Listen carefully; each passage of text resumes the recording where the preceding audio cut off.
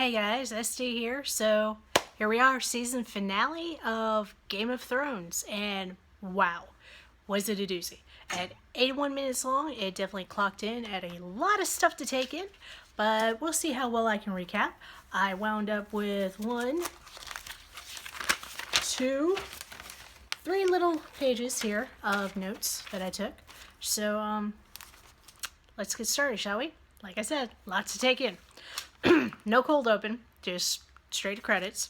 And then we go on to where the Unsullied, ranks and ranks and ranks of Unsullied as far as the eye can see, are standing around outside King's Landing.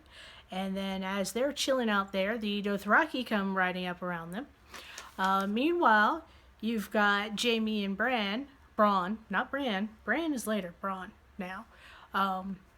They're preparing for a possible attack from all these people who are hanging out and, attempting to intimidate King's Landing. They're prepping oil, 500 barrels of oil, got to prep another 500 more, just getting ready, basically just not entirely certain that these guys are about to come storming the keep. So then we shoot to a boat that is approaching King's Landing, which has Daenerys and Jon and everyone else on it. Actually, Daenerys isn't there. Jon and the rest of them are. And they all get off the boat. And the Hound is again pissing off the undead by poking the box at the creepy whatever dude that they grabbed captive. He pokes the box a couple of times until it starts rattling and growling and snarling and stuff. So then, while they're prepping that, we cut to Cersei, who's getting her people ready, and she tells her undead mountain guy that if anything should go wrong, kill the bastard first, and then kill everyone else in whatever order he prefers. But, it's important to her to kill the bastard first. So then, we cut to the groups of people who are heading towards the old dragon pits where they kept their dragons. The Targaryens used to keep their dragons. They're heading towards there to have their little summit of people. Podrick and Tyrion reunite and talk a little bit, and then the Hound and Brienne reunite and they talk a little bit, and everyone's just chattering. It's basically one big pat on the back, nice to see you again type who blah blah. Lots of chatter. Nothing is really important just yet. So, they finally get to the summit, and they're all waiting around for Cersei to show up. And she finally comes and she shows up, and the Hound the Mountain's with her, who, of course we all remember is the Hound's brother. So the Hound comes up to the Mountain and, says some stuff about how this is not the end for you, brother. You know what your end's gonna be, because the Hound wants to put an end to his brother because his brother's been an enormous douchebag all of his life. So there's a little bit of gabble there. And then Cersei notices that Daenerys isn't there, and they're like, oh, she's coming, because, dude, seriously, you thought she was just going to walk in with everyone? Hell no, she's got dragons. She flies her dragon down and has her dragon drop her off, just to, prove, hey, bitch, I still got dragons. Whatever. And, of course, both dragons are circling around. So after she gets settled, and of course Cersei's like, we've been here a while, and she's like, my bad, sorry, whatever. Tyrion gets up and he starts to say something, and then Uncle Douchebag, the Uncle Greyjoy guy, starts talking directly to Theon. He's like, yo, I got your sister. If you want me to not kill her, you need to come over here right now and swear us loyalty. And basically just mouths off. And so Tyrion's like, we have more important things to talk about here. And Uncle Douchebag's just like, bigger things to talk about. You're the littlest one here. What are you doing? And eventually he gets told off by Cersei and told to sit down and shut up or leave. So he sits down, and that's when the real summit commences, and they're all attempting to convince Cersei that something bad is coming and we need to form an alliance or a truce to fight this bad thing. And of course, no one's really believing it. And Jon gets up and he starts talking more about the, undead are coming. And Cersei's rolling her eyes, and everyone's, basically like, oh, you're full of shit. So then here comes the Hound carrying the big box of undead bastard, and lays the box down, and opens the box, and nothing happens, and everyone's just sitting around like, okay, what's happening? So he knocks the box over, and that's when the zombie thing comes running out of the box straight towards Cersei. And the Hound has to yank his chain back to get him to come off, and then he starts, fighting with it. He chops it in half, and he chops its arm off, and none of this is stopping the undead creature. The undead creature keeps coming towards whatever it can come towards, and Jon gets up and he lights the hand on fire, and he's like, okay, fire will kill him, dragon's glass will kill him, and he stabs the thing with the dragon glass, and that's when it finally is dead. And you can tell Cersei's got this look on her face like, oh shit, these things are real, this is not good. Maybe need to rethink stuff. So they kill off the right. At which point Uncle Greyjoy says, you know what? Later, deuces, I'm getting my boats and I'm getting out of here because these things can't swim, right? Yeah, I'm going to go get on my island and I'll come back when you're all dead. So he pieces out. And then he's taking the Iron Fleet with him, which makes Cersei seem like she's kind of in a bit of a pickle. And Cersei says, okay, fine. I will accept this, temporary truce on the one condition that Jon goes back up to the north and he stays in the north and he doesn't pick a side.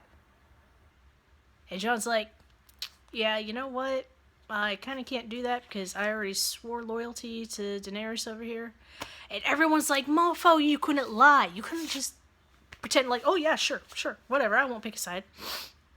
So, of course, Cersei's like, oh, you've already chosen? Well, in that case, fuck all y'all, deal with it, I'm out. And she gets up and she leaves. And everyone's just like, oh my god, Jon, you couldn't lie for 30 seconds. And he's like, nope, the world's built on lies, and I'm sick of it.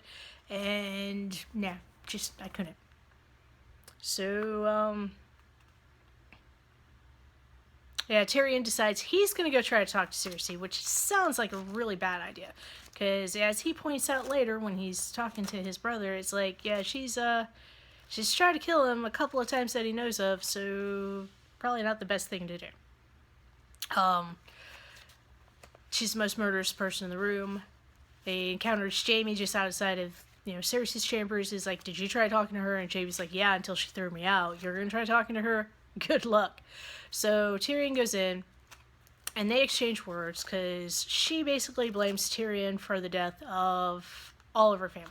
By killing, in her mind, by killing their father, he set them up to seem vulnerable, and everyone came at them, and that's why Tommen and Maricela, is that how you say it, the daughter's name? That's why they died, and everyone's dead, and it's all Tyrion's fault, and Tyrion's just like, okay, you know what? Fine, yes, I'll take responsibility for that. I am really upset about the kids dying. I loved those children, I did.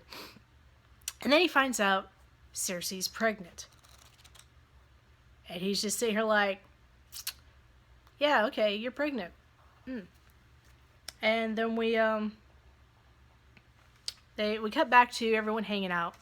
And Jon is not happy about this whole thing. And Daenerys is also not happy about it, because she's like, okay, if coming here was pointless, if, we don't come out of here with a truce, coming here was pointless, which means going up and getting the undead was pointless, which means my dragon's death was pointless, and I don't want it to be pointless. I'm not happy. And Jon's like, yeah, I'm not happy either. Trust me, I'll be more unhappy than you if we can't go back and save all my people. So then they start talking about the past, the fact that these dragon pits were where the dragons used to be held, and how by being kept in captivity they started getting smaller, and the Targaryens started getting smaller, and they were no longer as cool and amazing. And Jon's like, you're totally amazing.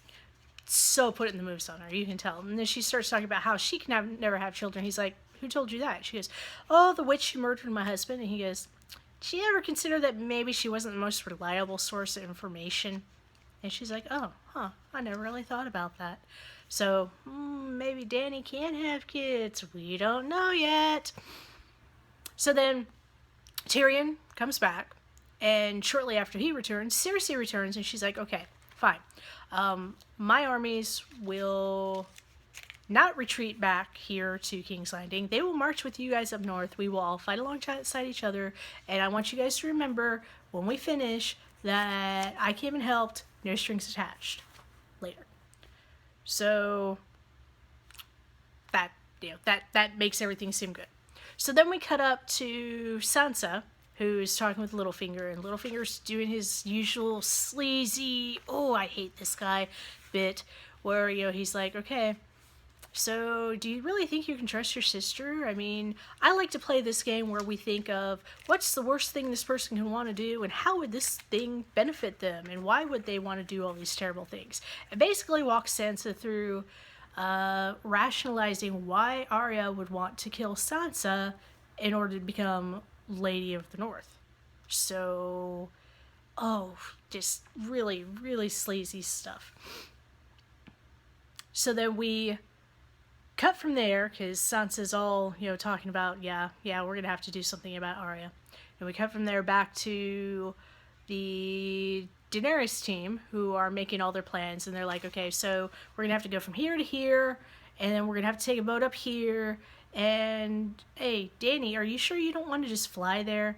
And she's like, well, And that's, at that point, is when everyone's like, well, so you're supposed to be the queen of the people. They need to see you coming up here, and if you're flying, they're not going to see you. You really need to ride with the rest of us. So, in my head, I'm going, oh, great, okay, so you're not going to get to Winterfell right away, so some shit's going to go down over there, and we're all going to be boned because you decided to take a boat and march with everybody else. Okay, good, whatever. So, then we cut to Theon, who is wanting to talk to Jon, because they have some things to hash out. Way back, Theon used to grow up with all the Stark kids, and, Jon Snow, who, Snow because he's a bastard. And he grew up with all of them, so his betrayal of the Winterfell clan was even more onerous, because they basically took him in and raised him like a son. Granted, he was kind of a prisoner of war type deal, but he was a ward. But yeah, they did raise him and treated him well and everything else. So Jon basically, Theon's saying Jon always knew how to do the right thing. And Jon's like, well, it's not really a matter of I know how to do the right thing. I just kind of do the right thing. You have to look inside yourself. And Theon's like, I always felt like I was torn, because I either had to make a choice between being a Stark or being a Greyjoy, and that was just terrible.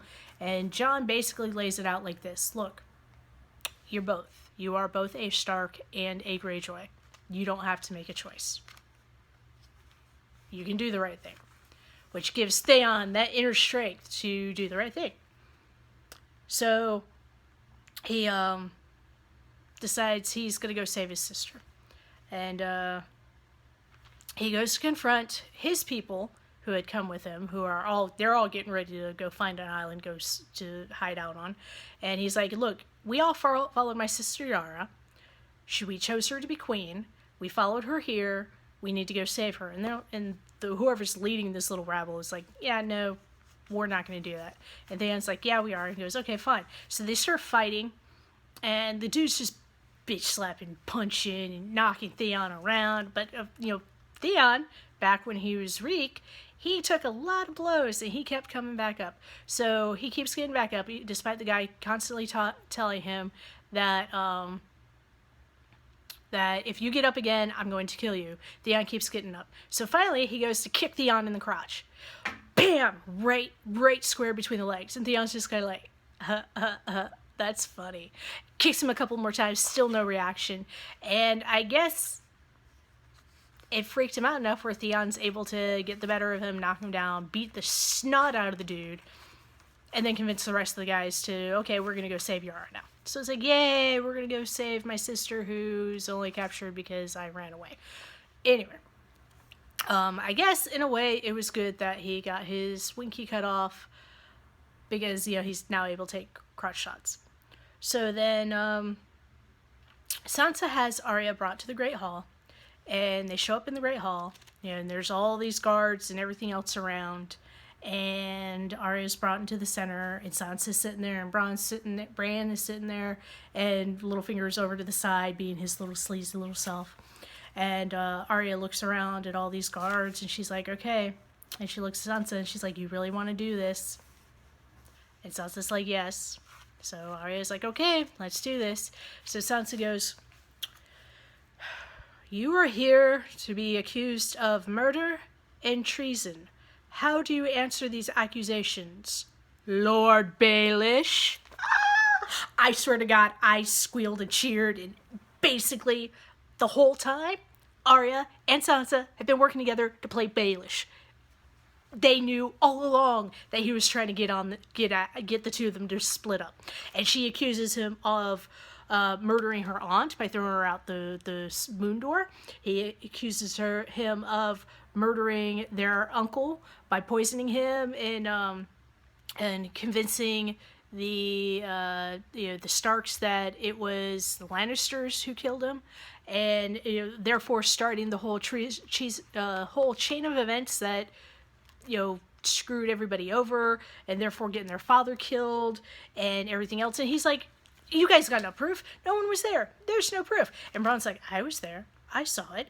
And he starts rattling off all these things, and Baelish is, you can see he's like wetting himself, and then he tries to pull I loved your mother, I've loved you, oh, everything I did for you. And Sansa goes, sometimes when I'm trying to put myself in somebody's shoes, I like to play a little game and think about what's the worst thing they could do and why would they be doing it. And then Arya slits his throat. No more Lord Baelish, I swear to God. I don't even care what else happens in the episode. I was happy at that point. Of course, there's still an episode to go. But, he just face down on the ground, dead, gone. And the sisters were never up against each other. I think I mentioned last week that I really hate the storylines where they try and pit sister against sister. That's fine. I'm fine. I'm good. I'm very happy. Very happy now. So, then we cut to Jaime, who's starting to give orders to their groups about, okay, come up King's Road, and we're going to meet the rest of the armies here, and we're going to do this. We're all going to go up north. And Cersei shows up, and she's like, I need a moment with my brother. So he sends everyone away. She's like, yeah, what are you doing? He goes, I'm preparing to march up north, like you promised. She's like, fuck that. We're not joining them. As soon as they go, we're going to, come over here and take over all these places that they get. And he goes, but you gave your word. She goes, no, I told them what they needed to hear in order for them to go away. Yeah, I'm not doing any of that. So they have a little back and forth about how she's basically betraying everything, and she's like, I'm protecting our family. And he's like, okay, well, I'm gonna go march north. And she goes, you'll be committing treason if you do that. And he's like, no, I'm not. I'm protecting the throne because you gave your word. And she goes, okay, well, if you're gonna disobey a direct order, I guess I'm gonna have to kill you. And the mountain looms there, and Jaime's just like, okay, fine, kill me. And so she nods her head, and the mountain draws his sword, and Jaime's like, I don't believe you. And he walks off, and sure enough, the mountain does nothing. Jaime just walks away, and Cersei's all upset. And one little side thing in there, basically she says that Uncle Greyjoy's leaving is not him actually fleeing, it's him going up to Essos to pick up some mercenaries to come back to be their army. Yeah, not exciting. So then we see snow is falling because winter is here. Snow is falling in King's Landing. Snow has come to the south. Everyone is boned. And then we cut to Sam showing up to see Bran. And Bran's like, why are you here? And Sam's like, well, I just came up to help Jon. And between the two of them comes straight out and say it. Bran says Jon was born. He's not a he wasn't born here. He's a salt, not a snow. I think salt is what he called him. He's a bastard. He's actually the Rhaegar Targaryen's child with his with the Stark aunt. So yeah, he's not at all a Stark. And Sam's like, no, wait, he's not a bastard either, because we have this stuff that said that Rhaegar annulled his first marriage and got married to the aunt, and so he's not a bastard either. So Bran goes and looks in the past, and he's like, oh yeah, they totally got married. So he's the true-born heir to the throne. Official word said and everything, and him and Sam are both like, oh, we gotta tell Jon. So Jon's not gonna hear about this until, like, probably 6 or 7 episodes into the next season. So they're very, very happy about that. And then, let's see, where's my rest of my notes? Oh, okay. And then as they're talking about that, they cut to Jon knocking on Daenerys' door on the boat. And yeah, Jon and Daenerys do the nasty. They hook up. They totally, totally hook up. So the good old Targaryen tradition of incest is alive and well. Granted, they don't know yet that they are related, but still. And it's obviously a beautiful, touching moment for the two of them. So then we cut to Arya and Sansa standing up on the side of the Winterfell Keep, bonding, talking sisterly stuff, complimenting each other. You're the strongest person I know. No, you're the strongest person I know. Damn, I really miss Father and the rest of our family. Yeah, me too. And then Bran is doing his little... close the book because I can remember. We're at the very end of the episode now. Brad is doing his Raven thing where he flies in the Raven's mines and he's goes up to the wall to check on how things are going over there. And unfortunately, the folks on the wall are looking out and they see the undead army has now reached the wall, and they march up within, a few hundred yards to the wall, and they just chill there for a second. And then here comes the Night King, riding on a dragon, breathing blue fire, takes out the wall. Because fire melts ice, and they just completely destroy the wall, start marching their army through the new hole in the wall, and we're all boned. The end. Season over. So, that's it. That's the season finale. I do highly recommend... not kicking your tripod. I do highly recommend going and getting a hold of it if you possibly can. There's a lot of nuances in there. It's very, very exciting. It doesn't seem like a lot happened, but a lot happened. At the very least, go watch Baelish die, because Mofo definitely deserved it. Anyway, the look on his face when Sansa said his name instead of Arya's, accusing him of treason, that was just, it was so good. It was so good. If you enjoy this, please like, subscribe, comment. I need to find a new show to watch now that Game of Thrones is over. Till last rumor I heard was 2019 is when it's coming back, but I don't know. So give me some suggestions. And until I figure out something else to watch, this is SD signing out. Bye!